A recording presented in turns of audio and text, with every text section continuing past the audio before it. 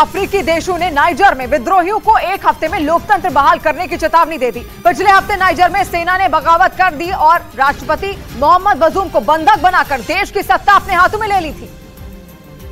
और इसी मुद्दे ने पश्चिमी अफ्रीकी देशों की चिंता बढ़ा दी, क्योंकि उनके पड़ोसी देश नाइजर में सेना ने तख्ता पलटकर सत्ता पर कब्जा कर लिया। इस बीच नाइजीरिया में पश्चिमी अफ्रीकी देशों की एक आपात बैठक हुई, जिसमें नाइजर में विद्रोहियों को एक हफ्ते की मोहलत दी गई कि वक्त उन्हें नाइजर में लोकतंत्र को बहाल करने के लिए दिया गया। इसके साथ ही चेतावनी दी गई कि नाइजर की सेना ने अगर उनकी बात नहीं मानी तो उनके खिलाफ ताकत का इस्तेमाल किया जाएगा, जिसका मतलब है कि ये देश मिलकर नाइजर पर हमला करने जैसा कदम भी उठा सकते हैं। हालांकि तख्ता पलट के बाद से ही नाइजर पर कई देशों ने प्रतिबंध लगाना शुरू कर दिया। इस बीच दूतावास पर हमले के बाद फ्रांस ने नाइजर से अपने नागरिकों को निकालना शुरू कर दिया और एक दिन पहले नाइजर की राजधानी नियामे में मौजूद फ्रांस के दूतावास पर वहां की सेना के सैकड़ों समर्थकों ने हमला बोल दिया, जिससे फ्रांस के दूतावास को भारी नुकसान पहुंचा।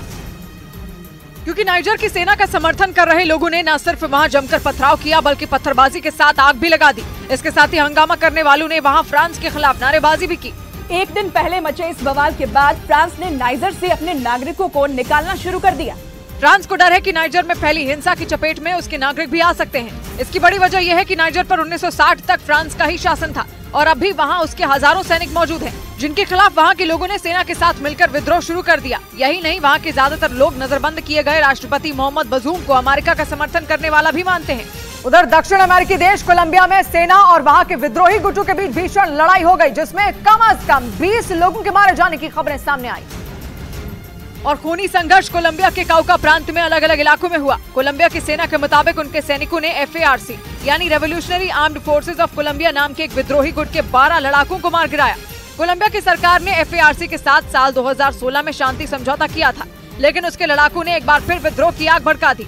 कोलंबिया की सेना के मुताबिक FARC के अलावा काउका प्रांत में क्लैन डेल गोल्फो नाम के एक आपराधिक गिरोह ने भी कोलंबियाई सैनिकों पर हमला बोल दिया, लेकिन जवाबी कार्रवाई में कोलंबिया के जवानों ने उस गिरोह के 7 सदस्यों को ढेर कर दिया।